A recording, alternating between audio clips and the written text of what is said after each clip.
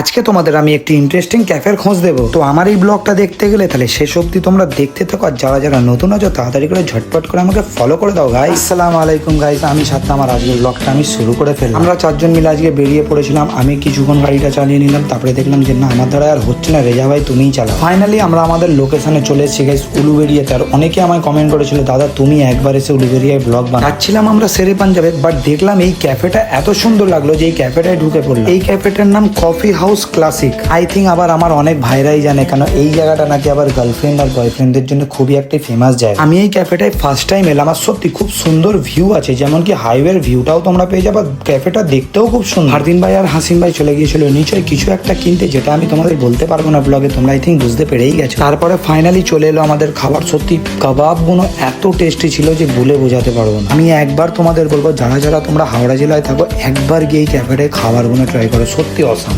আমার তো খুবই ভালো লেগেছে, তোমাদের কেমন লাগবে তোমরা গিয়ে ট্রাই করে আমাকে কমেন্ট করে বলতে ভুলো না কিন্তু গাইস। তারপরে চলে এলো বৃষ্টি, খুব জোরে বৃষ্টি চলে এলো, তাই আমাদের রুফটপ থেকে নেমে চলে যেতে হবে নিচে। আর নিচের অ্যাম্বিয়েন্সটা খুব সুন্দর ছিল, খুব সুন্দর ক্যাফেটা সাজিয়েছে। কলকাতাতে আমি অনেক ক্যাফেতেই গিয়েছি, বাট এই ক্যাফেটা ছোট হতে পারে কিন্তু এত সুন্দর খাবার কোয়ালিটি, এত সুন্দর সাজানো, আমার তো খুবই ভালো লাগলো। তোমরা যারা যারা উলবেড়িয়ায় থাকো তাহলে একবার গিয়ে এই ক্যাফেটায় ট্রাই করো। আর কারা কারা উলবেড়িয়া থেকে আমার এই ব্লগটা দেখছো আমায় কমেন্ট করে জানাতে ভুলো না কিন্তু। ড্রিঙ্কস খেয়ে চলো এবার যাওয়া যাক বাড়িতে, অনেকটাই লেট হয়ে গেল। চলে এলো প্রচুর জোরে বৃষ্টি গাইস, দেখো সাঁতারগাছি পুরো পুকুর আর নদী হয়ে গেছে। তারপরে ফারদিল ভাইকে আমরা ওদের বাড়িতে ছেড়ে দিলাম। ফারদিল ভাই সাঁতার কাটতে কাটতে চলে গেল ওর বাড়িতে। চলো এবার যাওয়া যাক আমাদের বাড়িতে, কিন্তু জ্যাম জ্যাম আর জ্যাম। সাঁতরাগাছিতে জ্যাম, ক্যারি রোডে জ্যাম, সব জায়গায় জ্যাম। আমরা যারা ক্যারি রোডে থাকি তারাই এই কষ্টটা বুঝি। টাটা, আসসালামু আলাইকুম। এই ওয়েদারে আমার তো হেভি ঘুম হবে, তোমরাও গিয়ে ঘুমিয়ে পড়ো, আশা করি তোমাদেরও ঘুমটা ভালোই হবে। কিন্তু তার আগে এই ব্লগটা কেমন লাগলো কমেন্ট করে বলো, আর আমাকে ফলো করতে ভুলো না কিন্তু। টাটা।